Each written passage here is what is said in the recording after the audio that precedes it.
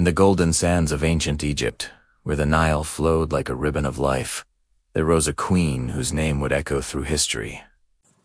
She wasn't just a queen, she was the woman who met the world's most powerful man before her. Her beauty became legend, but it was her mind that changed history.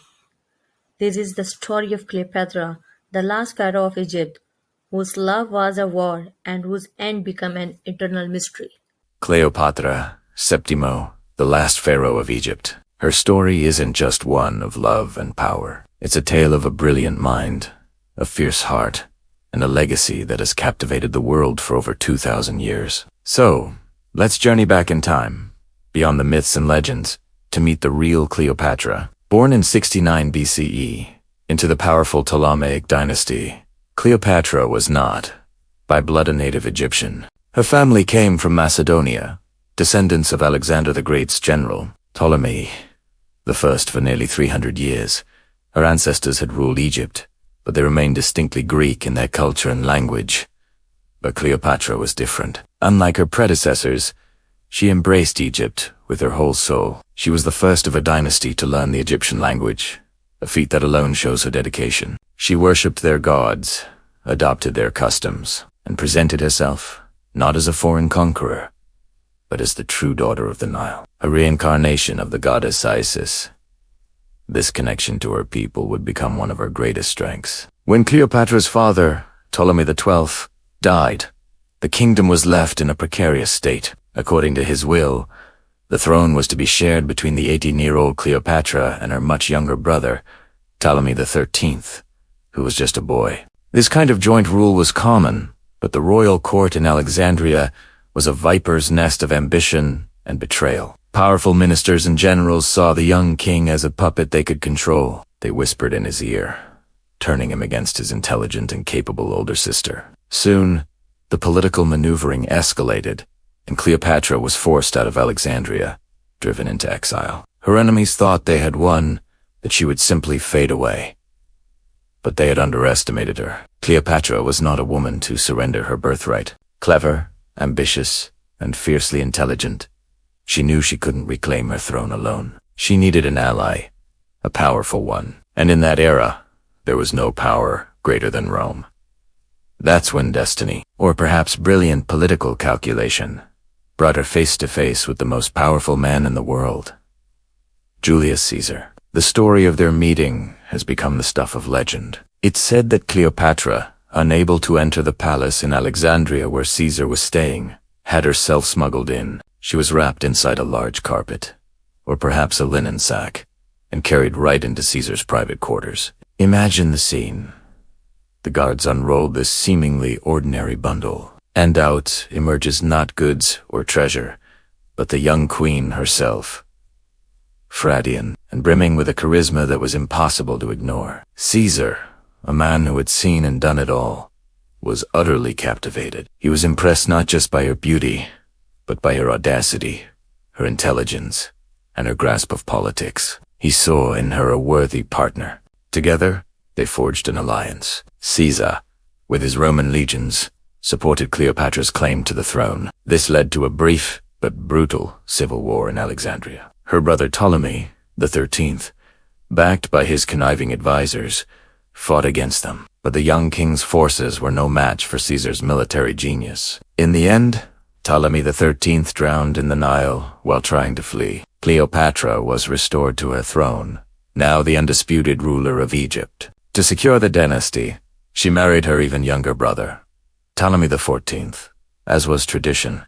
But he was king in name only. The real power rested with her. It was during this time that she gave birth to a son, whom she named Ptolemy Caesar, but who would be known to history as Caesarion. Little Caesar, it was a bold declaration to the world that her child was a son of Julius Caesar, a potential heir to both Egypt and Rome.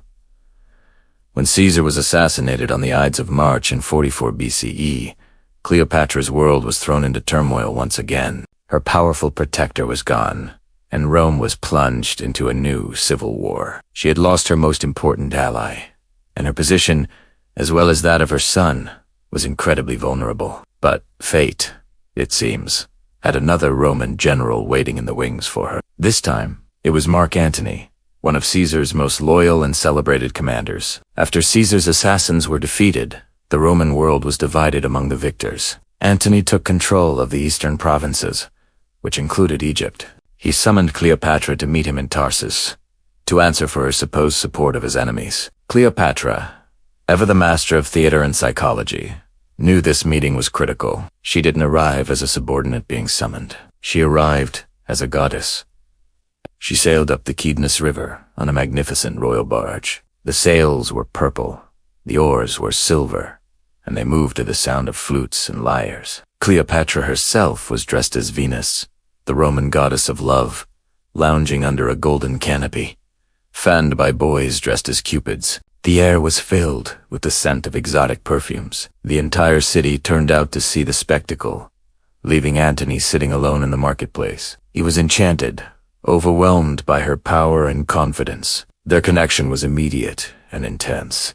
Their love became one of history's greatest romances, a relationship built on genuine passion, but also on mutual political ambition. Together, they ruled from the glittering city of Alexandria, dreaming of building a vast Eastern empire that could rival Rome itself. They had 3 children together and lived a life of legendary opulence. But their dream was a direct challenge to the other powerful man in Rome, Caesar's adopted son and heir, Octavian. Rome would not tolerate 2 centers of power. Octavian, a shrewd and ruthless politician, saw Antony and Cleopatra's alliance as a threat to his own ambition and to the Roman way of life. He skillfully used propaganda, painting Antony as a man who had abandoned his Roman duties, bewitched by a foreign queen. He declared war, not on Antony but on Cleopatra, framing it as a defense of Rome against an Eastern threat. The final, decisive confrontation came at the naval battle of Actium in 31 BCE.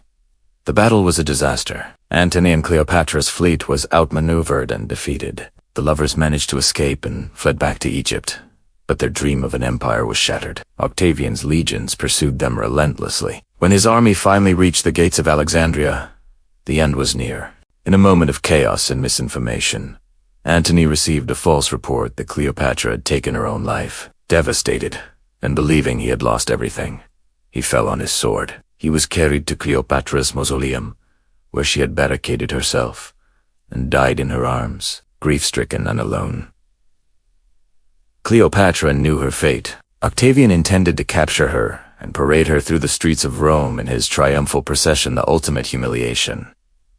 She would not allow it. History, as told by Roman writers, says she chose her own death with regal dignity. She arranged for a poisonous snake, an aspi, or cobra, symbol of divine royalty in Egypt, to be smuggled to her in a basket of figs. She allowed the snake to bite her, choosing a swift and sacred death over a life of shame as a Roman captive. With her last breath, the line of the pharaohs, which had stretched back for 3 millennia, Kamito.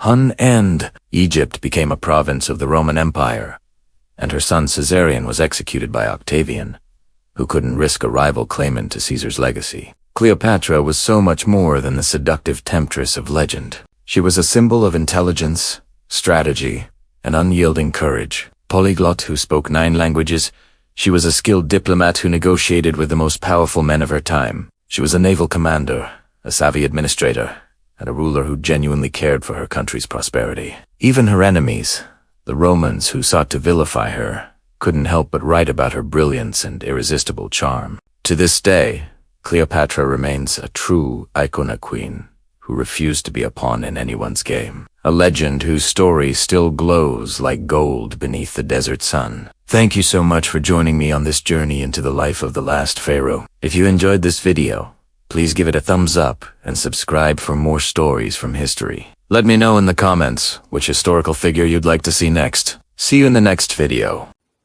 Assalamu alaikum. My name is Ajea Hamdani. Welcome to my channel Learn with Ajea, where stories come to life. From ancient mysteries to inspired tales, we bring you knowledge, history inspiring in every video.